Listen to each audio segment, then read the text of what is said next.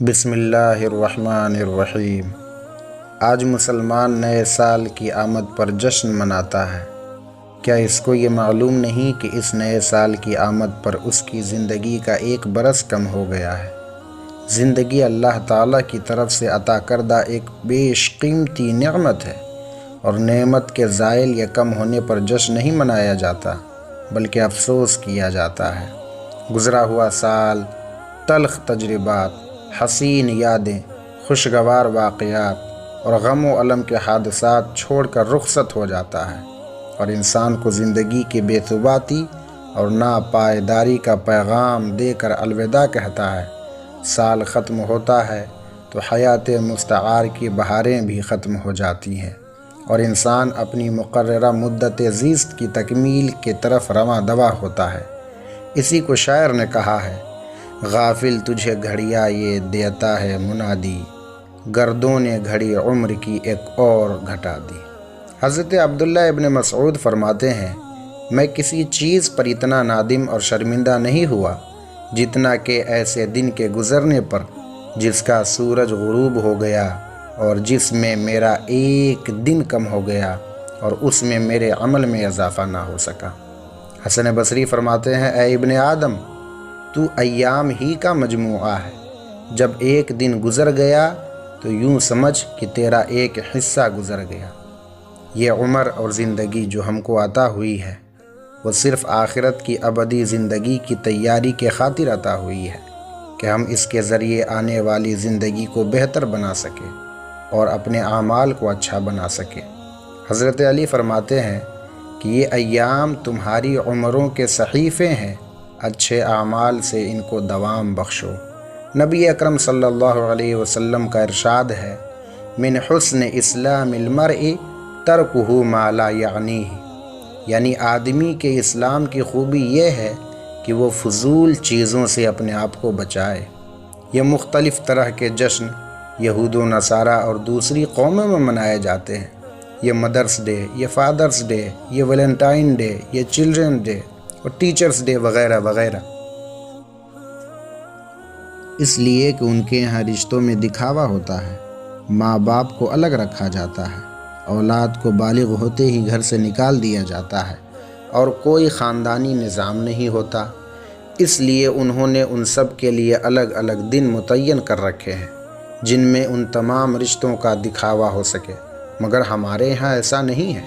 اسلام نے سب کے حقوق مقرر کر دیے ہیں اور پورا ایک خاندانی نظام موجود ہے، اس لیے نہ ہمیں ان دکھاوے کی ضرورت ہے اور نہ مختلف طرح سے کسی اور ڈے کو منانے کی ضرورت ہے، بلکہ مسلمانوں کو اس سے بچنے کی ضرورت ہے تاکہ دوسری قوموں کی مشابہت سے بچا جائے۔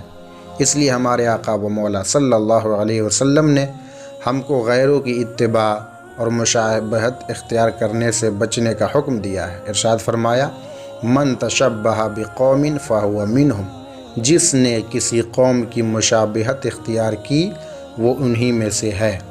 اب سوال یہ ہے کہ اس موقع پر مسلمان کو کیا رویہ اختیار کرنا چاہیے جو قرآن اور حدیث کے روشنی میں صحیح ہو۔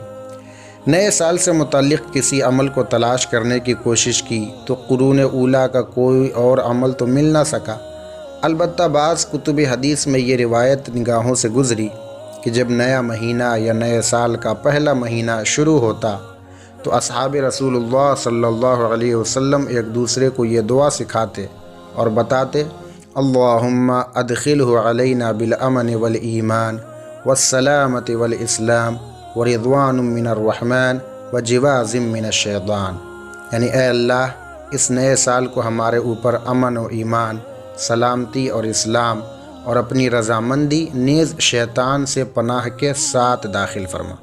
اس دعا کو پڑھنا چاہیے۔ نیز اس وقت مسلمانوں کو 2 کام خصوصاً کرنی چاہیے، یا دوسرے الفاظ میں کہہ لیجئے کہ نئے سال ہمیں خاص طور پر ان 2 کاموں کی طرف توجہ دلاتا ہے۔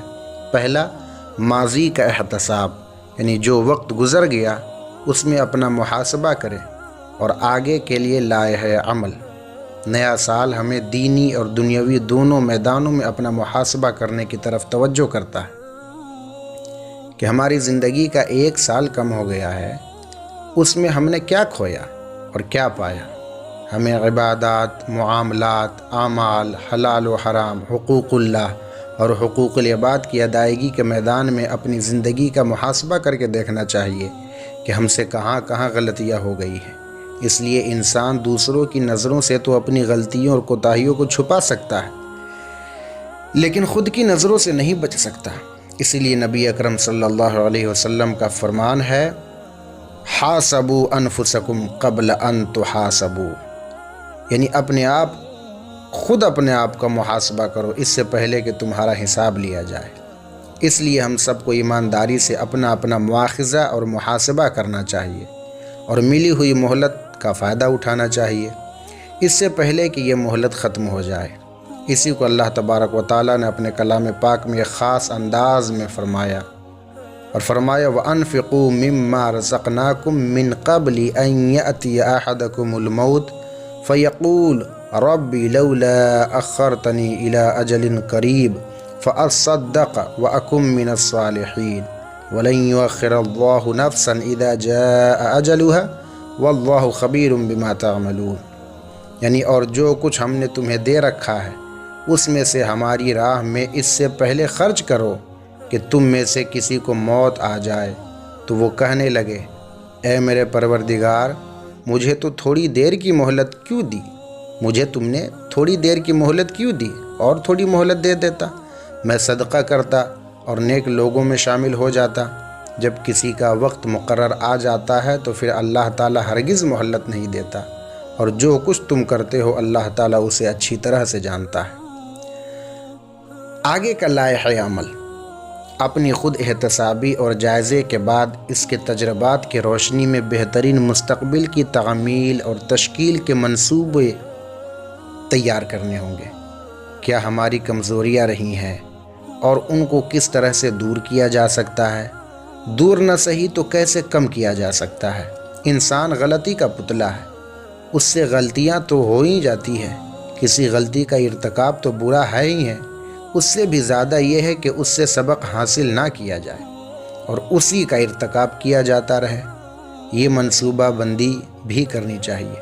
آخرت کی زندگی کی کامیابی اور ناکامی کا دار و مدار اسی دنیا کے اعمال پر منحصر ہے، جیسا کہ اللہ تعالیٰ نے فرمایا، وَأَن لَّيْسَ لِلْإِنسَانِ إِلَّا مَا سَعَىٰ وَأَنَّ سَعْيَهُ سَوْفَ يُرَىٰ ثُمَّ يُجْزَاهُ الْجَزَاءَ الْأَوْفَىٰ، یعنی ہر انسان کے لیے صرف وہی ہے جس کی وہ خود کوشش کرے، اور بے شک اس کی کوشش عنقریب دیکھی جائے گی، پھر اسے پورا بدلہ دیا جائے گا۔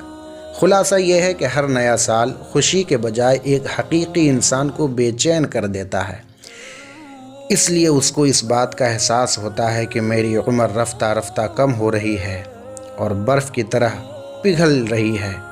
وہ کس بات پر خوشی منائے، بلکہ اس سے پہلے کہ زندگی کا سورج ہمیشہ کے لیے غروب ہو جائے، کچھ کر لینے کی تمنا اس کو بے قرار کر دیتی ہے۔ اللہ تعالی ہمیں عمل کرنے کی توفیق عطا فرمائے، آمین۔